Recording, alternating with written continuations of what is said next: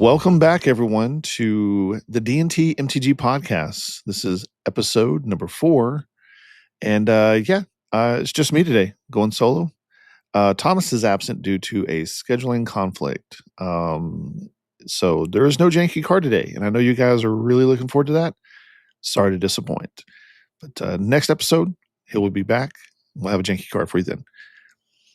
Today, let's talk about the bracket system. What is it? How does it work? How do we use it and understand it? The information provided in this episode is pulled from Gobert-Hicks' article from October 2025, while also using a few other resources from content creators in the community. Links to this will be included in the description and the show notes. So let's get into it. First, let's discuss how this came about. The detailed history of the bracket isn't as important as the transition that brought it into fruition. In the fall of 2024, controversial ban for the Commander format came down that shook the community for various reasons. I won't go into detail since it's been covered at length, but this ban caused the Rules Committee to dissolve. Wizards took hold of the Commander format from a rules standpoint, which thankfully is being handled by Gobert-Hicks, and a new committee formed called the Commander Format Panel. One of the first tasks of the newly formed panel was to implement and roll out the bracket system in its beta form.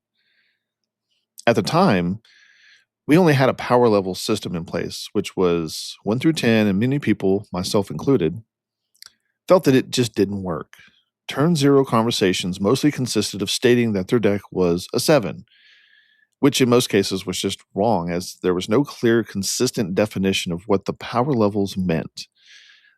And what I mean by this is that there was several different power level scales and charts out there. And depending on which one you looked at, that's what you based your power level on. It got so bad that it became a meme within the community. The bracket system was an idea that was being worked on and tuned to help aid the turn 0 conversation for all Commander players. For the new players showing up to their first game night, to the random players all meeting up at a new LGS or MagicCon, to old friends that have been playing together for years and want to establish what kind of game they are looking for. Fast forward a year later to October 2025, and through some trial and error, there was what the bracket system is supposed to look like going forward. But through all this, there may still be confusion and misinformation that is circling around. I know that many other content creators have covered the system, focusing on individual brackets, but I'd like to do a synopsis of what it all means and maybe shed some clarity to the community, new and old. The brackets are set up 1 through 5, and the first misconception is that this is a power level scale. That is not entirely the case. And as we dive into the brackets one at a time, I hope that becomes a bit clearer. So let's first go over what each bracket is called. Bracket 1 is Exhibition. Bracket 2 is Core. Bracket 3 is Upgraded. Bracket 4 is Optimized, and Bracket 5 is CEDH. Going along with these brackets is a list called the Game Changers list. We'll go over that just a little bit later. Let's look at Bracket 1, Exhibition. In this bracket, the theme is the most important here. I don't want to confuse theme with kindred, by the way, meaning that the theme is not, this is my elf deck, or this is my zombie deck. Theme in this bracket is a bit more creative and or restricting. Here are a few examples.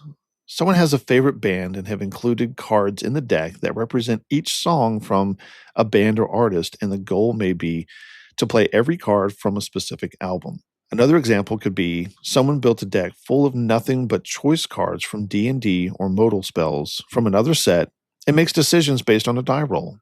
Maybe someone builds a deck and every creature card begins with a different letter of the alphabet, and their goal is to see if they can cast each creature in alphabetical order. Thinking about these deck examples sounds really cool, actually. May have to try a couple of these out for myself. These themes are not functionally good, but that is part of the fun in restricting yourself in the build. Here is how I imagine this bracket. A magician is on stage showing you tricks and illusions to wow you. It's fun to watch, but no one is trying to win here. They simply are showing you the thing and saying, ta-da! Showmanship is the key and the ultimate goal. In this bracket, legality is a loose term. Looking at an updated chart, the restrictions have asterisks next to them. The reason being that the overall restriction is around the theme, except in the case of no mass land denial, meaning that everyone else at the table should be able to play the game without fear of having their lands blown up or restricted. But there can be exceptions for game changers, extra turns, and 2-card combos if it helps flesh out the theme. I know, I probably just confused you, but here's a great example. Ben Bateman, a content creator, does these sketch videos and reels featuring a character called Crab Guy, where he just plays cards with crabs on them, and they're generally bad cards. About a year ago, Wizards of the Coast released a SpongeBob SquarePants secret lair, and the secret card was a smothering tithe, with Mr. Krabs laying on a pile of money. So after seeing this, Ben wanted to include that card in his Bracket 1 deck for flavor and theme. Yes, it's a very good card. That's why it's a game changer. But this is a prime example of commit to the bit. You were likely to see uncards and game changers to fit the theme, but not the functionality. Commanders may not even be legal. It is important to have a conversation with your play group when building in this bracket, as some players may not want that style of play. You should expect at least 9 turns before a win or loss has happened. Basically, time for each player to show off their creation. Remember, this is the show and tell bracket. Wins in this bracket are most likely thematic and less likely straightforward. The Command Zone did a very good video explaining what this bracket is in more detail. They give several more examples of exhibition decks and go more in depth. I'll post a link of Rachel Weeks and Olivia Gobert-Hicks Bracket 1 video in this description. Moving on to Bracket 2, Core. Unlike Bracket 1, Bracket 2 is a bit more straightforward, but still very unoptimized. We may still see some creative choices here to maximize entertainment, but the focus is less on showing off a creation and getting closer to pulling off a win, eventually. In this bracket, win conditions are incremental, meaning that you'll see the conditions slowly progress, either by creatures gaining population and power over time, or a few choice game pieces played that state a win con if certain parameters are met. Here are a couple of examples of win conditions that are incremental in nature or are telegraphed. Krenko Mob Boss, 2 red for a 3/3 legendary creature, Goblin Warrior. As a tap ability, create X 1/1 red creature goblin tokens, where X is the number of goblins you control. Put that with Krenko Baron of 10 Street. It's a 2 and a red for a 3/3 legendary creature goblin. Has haste. Tap, sack an artifact, put a +1/+1 counter on each goblin you control. Whenever an artifact is put into a graveyard from the battlefield, you may pay red. If you do, create a 1/1 red goblin creature token. It gains haste until end of turn. So either one of these, you can kind of see where the win con is going. Okay, they're going to go wide, they're going to make a bunch of goblins and just attack. Okay, so you can see these clearly on the board. Here's another example. Revel in Riches, 4 and a black for an enchantment. Whenever a creature an opponent controls dies, create a colorless treasure artifact token with tap. Sacrifice this artifact, add 1 mana of any color to your mana pool. At the beginning of your upkeep, if you control 10 or more treasures, you win the game. That clearly just says you win the game on it. So there's certain parameters. If someone can take out Revel in Riches, I mean, they have an opportunity to do that. Cards like this are not generally cheated in a Bracket 2 deck, but they're very clearly marked, hey, if I do this thing, I win this game. Simic Ascendancy is another example. It's a green and a blue for an enchantment. 1 green and blue, put a +1/+1 counter on target creature you control. Whenever 1 or more +1/+1 counters are put on a creature you control, put that many growth counters on Simic Ascendancy. At the beginning of your upkeep, if Simic Ascendancy has 20 or more growth counters on it, you win the game. Here's another example. It says you win the game if you do X plus Y. Okay, so these are examples of incremental or telegraphed wins in a Bracket 2. A board with a slowly growing amount of creatures can be interacted with a board wipe or possibly targeted removal if one source is generating the creatures. For telegraphed wins on the board, spot removal could be used. There are some non-negotiables here when it comes to rules to adhere to. Bracket 1 has the same rules, but 3 of the 4 had asterisks by the rules as you were trying to build around a theme more than using the game changer combo or extra turn spell to optimize the deck. But in Bracket 2, you cannot use these. For it to be a true Bracket 2 deck, it can't have any game changers, mass land denial, chained extra turns, or 2-card combos. When building your Bracket 2 deck, Please refer to the Game Changer list so you know what to avoid. I'll provide a link in the description. Mass Land Denial could be a spell like Armageddon, 3 and a white, sorcery, destroy all lands. Blood Moon, 2 and a red, enchantment, non-basic lands or mountains. Or we have Winter Orb, 2 colorless for an artifact. As long as Winter Orb is untapped, players can't untap more than 1 land during their untapped step. These spells either blow up lands, change their lands to a type that may not match your commander's color identity, or just limit your ability to use a majority of your lands. Taking extra turns in a Bracket 2 deck are fine. It may be frowned upon, or may get you targeted, but playing an occasional extra turn or two is fine. Chaining extra turn spells are mostly part of a combo. Now, combos are fine to play in a Bracket 2 as long as they're 3-card combos or greater, and if you're not chaining extra turns or locking people out of the game or going infinite. Here's some examples of chaining extra turns. Time Sieve, blue and a black for an artifact, has tap, sack 5 artifacts, take an extra turn after this one. So as long as you have a steady flow of artifacts that you can produce, you can just keep taking extra turns every turn. Sage of Hours, 1 and a blue, creature, human, wizard. It's a 1/1. It has heroic. Whenever you cast a spell that targets Sage of Hours, put a +1/+1 counter on it. Remove all +1/+1 counters from Sage of Hours. For each 5 counters removed this way, take an extra turn after this one. So if you put some ways to proliferate, this can go nuts. You can chain extra turns this way. Time Stream Navigator is 1 and a blue for creature, human, pirate, wizard. It's a 1/1. It has Ascend. As long as you control 10 or more permanents, you get the city's blessings for the rest of the game. As 2 blue, tap, put Time Stream Navigator on the bottom of its owner's library. Take an extra turn after this one. Activate only if you have the city's blessing. This one would be a little bit harder to chain unless you put something like, River Song, which is 1 blue and a red, legendary creature, human, Time Lord, rogue. It's a 2/2. Meet in reverse. You play cards from the bottom of your library rather than the top. Hello, if you're putting Time Stream Navigator on the bottom, River Song lets you pull it from the bottom and play it. Whenever an opponent scries, surveils, or searches their library, put a +1/+1 counter on River Song. Then River Song deals damage to that player equal to its power. So this combination here would allow you to chain extra turns. So these cards are typically you're not going to see these in Bracket 2. Let's go over some examples of 2-card combos that may lead to lockouts, game enders, and or infinites. So here's 2 examples here for you. First is Heliod Suncrowned and Walking Ballista. Heliod is 2 and a white.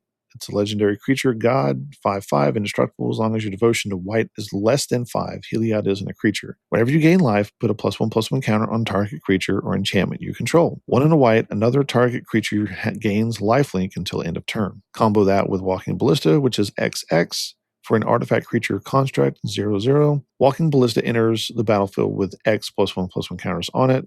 Pay 4, put a +1/+1 counter on Walking Ballista. Also has another ability, remove a +1/+1 counter from Walking Ballista. It deals 1 damage to any target. Very easy to Heliod to give Walking Ballista lifelink, and then since Walking Ballista deals the 1 damage to any target, it gains life, being that you would be able to put a +1/+1 counter back on it, and it just loops. So a classic combo here. Another combo would be Painter's Servant and Grindstone. Painter's Servant is 2 for an artifact creature scarecrow. It's 1/3. As Painter's Servant comes into play, choose a color. All cards that aren't in play, spells and permanents, are the chosen color in addition to their other colors. And Grindstone is 1 for an artifact. Pay 3, tap. Target player puts the top 2 cards of his or her library into his or her graveyard. If both cards share a color, repeat this process. So you put in Painter's Servant, you say red, and then all cards that aren't spells, abilities, all cards would be red. Grindstone says, well, if they share color, just keep repeating. So you would just mill out the player. These are all examples of what not to do in a Bracket 2 deck. I hope that clears up a little confusion around the mass land denial, chaining extra turns, and 2-card combos. So let's get into what is expected in a Bracket 2 in regards to gameplay. Bracket 1, the goal was to showcase the deck as a creation, with less emphasis on winning. In Bracket 2, most people are wanting to showcase a thing. Let me explain. Let's say we have a person in a pod who is brand new to the game and are excited about a cool 3 to 4 card combo that they figured out on their own, and they just want to play through that. I myself have a few decks that I want to do a cool thing that is hard to pull off and doesn't always mean I win. But if I got to pull it off, I called the game a success. Bracket 2 is meant to be a bit more social. Maybe your playgroup meets once a month and you all need to catch up while playing a casual game. You're not tracking wins or how many turns it's taking, but you're all enjoying the company and good vibes. There isn't a lot of pressure here to go all out or interact with every spell played. You will see some interaction, but you'll also see a bit more consideration. You can also expect 8 turns before anyone wins or loses. All right, moving next to bracket 3, upgraded. The easiest way to define this bracket is to take your bracket 2 deck and literally just upgrade it. But let's dive in and break it down for better understanding. While this bracket is still pretty casual and geared for more social settings, the knobs are turned up a bit. We are swapping out the cards that are less optimal for cards that synergize much better and are higher quality. The main difference between bracket 2 and 3 are staples. You're going to see a lot more of the same kind of ramp, multicolor lands, mana rocks, card advantage, and removal, just to name a few. You're more likely to see Nature's Lore over Rampant Growth, Talismans over Signets, Shocklands over Taplands, just to name a few examples. This is the bracket where you finally get to play with game changers and actually get to use them for the power that put them on the list in the first place. But you only get 3, so you have to make sure that they go the distance for your build. These cards are on the Game Changer list for various reasons, and while I won't go into each one specifically, I do want to point out that most of these cards add a little salt to the table. So be prepared that you may get a target on your back, as it has a good chance of advancing you in a game over your opponents, but also be ready to stop or disrupt someone else's Game Changer. Now you're probably thinking, but Lieutenant Dan, how do I know which Game Changers I should use to make this upgraded deck more synergistic? Well, let's look at that for a moment, shall we? You don't want to just slap some in there because you can. They may not function as well with your overall game plan, and maybe you have a bit too much redundancy in that category. First, you want to look at the deck and determine what is it good at doing and where does it lack. That is where you want to put your effort. Is the deck slow to start? Maybe look to add some fast mana. Having trouble making sure you have an answer for your opponents? Or maybe you find it difficult to assemble your win con even though you know all the pieces are in the deck. Tutors are a great source for keeping things consistent. Or maybe you need assistance in a win con. There are answers for that on the Game Changers list as well. My advice is to build the deck as you want to play it while not thinking about the Game Changers. Find the deck's weakness and slot in appropriate Game Changers to help cover that weakness. In this bracket, you should be ready to effectively disrupt your opponents with counterspells, target removal, or board wipes. Be prepared to see more interaction, proactive or reactive plays. Win conditions may not appear as obvious there. Although each player will build up resources over time, these resources can turn into a single win with just the right spell being played.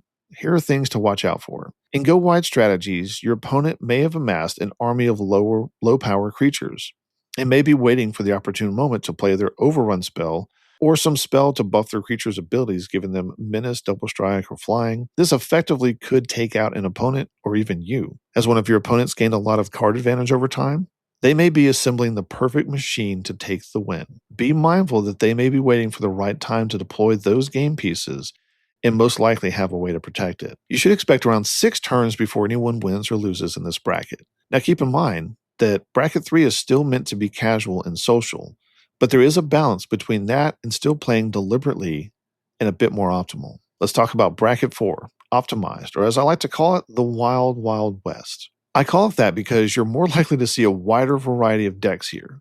The reason for that is that there is no restriction here besides the ban list. You may see a deck that is closer to a bracket 3 deck, but since it has 4 game changers in it, most people would say it belongs in a bracket 4 pod, where someone could be playing with a deck that has 12 game changers in it, or more. I know that game changers are the main thing that people reference when determining which bracket it belongs in. But let's work on changing that mindset while we are trying to label which bracket it belongs in. The difference in bracket 3 and 4 is speed. In bracket 3, there are no restrictions besides the ban list. Want to blow up lands or play that Blood Moon? Do it. Want to chain extra turn after extra turn? By all means, go for it. I just hope you have something to do in each of those turns besides play a land and pass to your next turn. How about 2-card combos? Bring it on. 30 game changers? Why not go ahead and make it 35 or 40? This is the place to bring the heat, so to speak. If you hear someone say that they want to play some high-power trash magic, this is the place for that. But just keep in mind that trash magic is subjective, and some people out there may have a different idea of what that means. So it is important to clarify what you are bringing to the table. You can expect decks in this bracket to be quick, very consistent, lethal, and built to take players out of the game as quick as possible. These decks do not adhere to the CEDH metagame.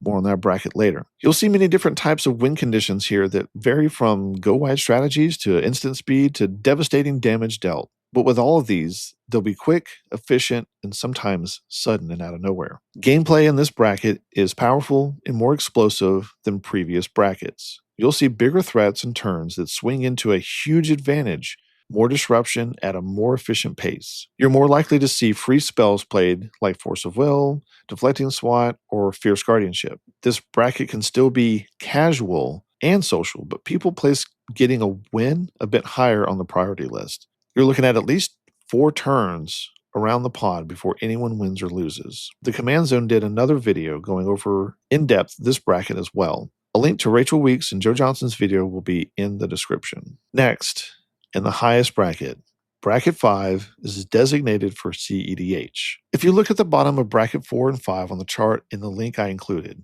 you may be confused because they both say no deck restrictions. But there are clear differences here that we need to go over because a lot of people get this wrong. CEDH is competitive Elder Dragon Highlander, and it has its own meta. But some people may be asking, what is meta? What does it mean? Metagame represents the most popular or played strategies, have the highest win percentage, and or archetypes and cards that dominate the CEDH community. All of the more common things you will most likely encounter playing CEDH. Decks here are specifically tuned against other CEDH decks, and that is the difference between 4 and 5. There are a lot of no-nonsense cards played here. The ultimate goal is winning, and it is the number one priority over anything else. Every single card considered for the deck has absolute purpose. If it doesn't help you win or stop someone else's win, it isn't included. You'll see fewer pet cards here, or none at all in most cases. The commanders chosen in this bracket are chosen deliberate for not only color identity, but also win con or card advantage. Let's look at a few examples of CEDH commanders and pairs. These are likely some of the commanders that you'll run into. So we'll go over a few. We have Timna the Weaver, 1 white and a black, for a legendary creature, human cleric, 2/2. It's lifelink. At the beginning of your post-combat main phase, you may pay X life, where X is the number of opponents that were dealt combat damage this turn. If you do, draw X cards. And it has partner. And here's another one that you'll sometimes see with Timna is Crom Ludovic's Opus, 3 blue and a red for a 4/4 legendary creature zombie horror. It has flying and haste. Whenever an opponent casts his or her second spell each turn, draw a card. And it has partner. A lot of times you'll see this as Timna Crom. Then there's a Rograk, Son of Roga. It's a 0 for a 0/1 legendary creature, Kobold Warrior. It has first strike, menace, trample, and it has partner. A lot of times you'll see this with Silas Wren, Seeker Adept, 1 blue and a black for a 2/2 legendary artifact creature, human. Has Death Touch. Whenever Silas Wren, Seeker Adept, deals combat damage to a player, choose target artifact card in your graveyard. You may cast that card this turn. A lot of times you'll see Roxai. There are some that are individuals. We have Sisay, Weatherlight Captain, 2 and a white, legendary creature, human soldier. It's a 2/2. Sisay, Weatherlight Captain gets +1/+1 for each color among other legendary permanents you control. And for Wooburg, search the library for a legendary permanent card with converted mana cost less than Sisay's power. Put that card onto the battlefield, then shuffle your library.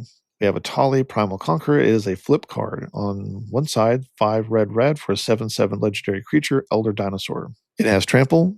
When Atali Primal Conqueror enters the battlefield, each player exiles cards from the top of their library until they exile a non-land card. You may cast any number of spells from among the non-land cards exiled this way without paying their mana cost. And for 9 and Phyrexian Green, transform Atalia, activate only as a sorcery, and on the backside, which I will say typically doesn't get seen, is Atalia Primal Sickness. Red and green, 11/11, trample indestructible. Whenever Atali Primal Sickness deals combat damage to a player, they get that many poison counters. All right, another one we have is Kennen Bonder Prodigy, green and a blue for a 2/2 legendary creature, human druid. Whenever you tap a non-land permanent for mana, add 1 mana of any type that permanent produced. 5 green and a blue for an ability that lets you look at the top 5 cards in your library. You may put a non-human creature card from among them onto the battlefield put the rest on the bottom of your library in a random order. And our last example is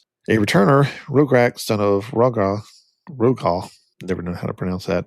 0 for 0/1 legendary creature, Kobold Warrior, first strike, menace, trample, has partner, and the other one is Thrasios, Triton Hero, green and a blue for 1/3 legendary creature, Merfolk Wizard. 4 mana for scry 1, then reveal the top card of your library. If it's a land card, put it on the battlefield tapped, otherwise draw a card.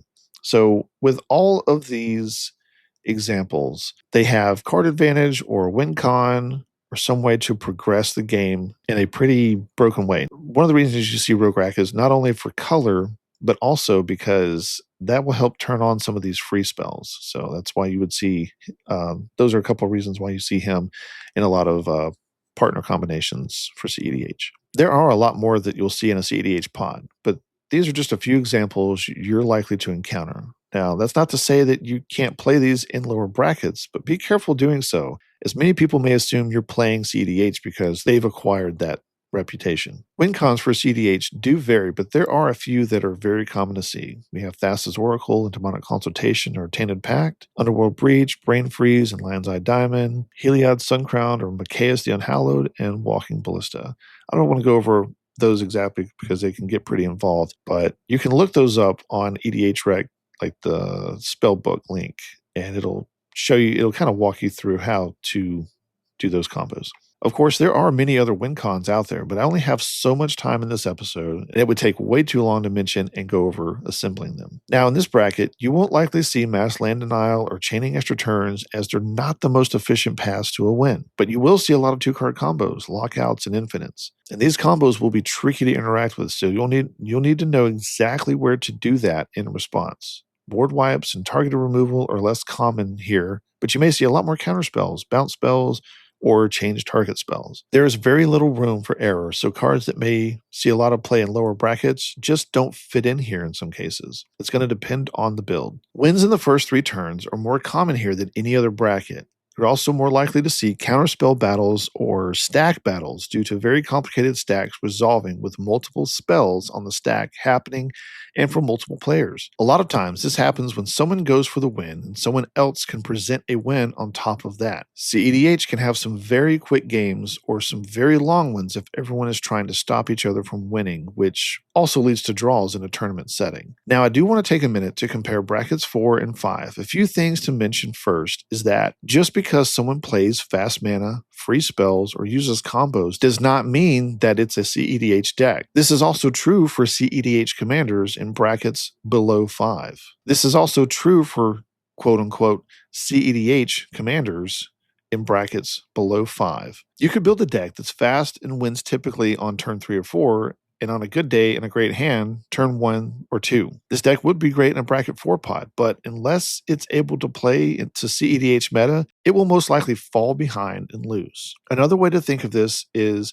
if you have a regular pod and you've lost a few times to a particular deck, you may tune your deck or build a new one that can respond to that specific deck. Your playgroup has its own meta, and you've built a deck to play to that meta. But outside of that playgroup, it may not give you the same results. Well, CEDH is just like that, but instead of pod or playgroup meta, you're playing against a whole community meta. The same is true for a CEDH deck playing in a bracket 4 pod. The B5 deck has been tuned to interact with a certain class or type of spells that may not show up as frequent or at all in a B4 pod. Here's an example. The OG counterspell is a great counterspell by itself and is played in a lot of bracket 4 decks because it lets you counter pretty much anything. But you won't see the actual card called counterspell in a CEDH deck because it's too slow and inefficient for the meta. Instead, you'll see something like Mental Misstep over Counterspell because you're more likely to see more devastating 1-drops that, if Mental Misstep is played at the right time, it could severely set your opponent back in a huge way. Here are some examples of 1-drops that get countered in CEDH meta. Mystic Remora, Esper Sentinel, Mana Vault, Demonic Consultation, Silence, Red Elemental Blast, Blue Elemental Blast, Dark Ritual, Redirect Lightning, Soul Ring, and even someone else's Mental Misstep. To me, this is a great example of the types of spells that differentiate between 2 brackets. Both are powerful and strong in the brackets you see them in, but you likely won't see them in the other bracket. Okay, we've gone over a lot of information, so thank you for sticking with me here. I'd like to sum up what we've talked about and reiterate that the bracket system is not a power level scale. Each bracket you build in is based on intent and what kind of game you're looking to play. You can't accidentally build a bracket 1 or 5 because those brackets require a lot of time, research, and planning to complete. But the lines between brackets 2 through 4 can appear a little blurred. I hope the information in this episode helps to sharpen those lines and give you a better understanding of what each bracket represents in gameplay and vibes. I want to mention that here at the D&T MTG podcast, we are a young show still trying to get our footing on solid ground. So we do appreciate you tuning in to hear us yammer on about all things Magic the Gathering. If you enjoy this content and want to hear more and show your support, please be sure to subscribe, follow, like, and comment on your favorite platform of choice. Again, my name is Daniel, just one half of the D&T MTG podcast. Thomas will be back next time to join and with a new janky card. This is Lieutenant Dan signing off. We'll see you next time.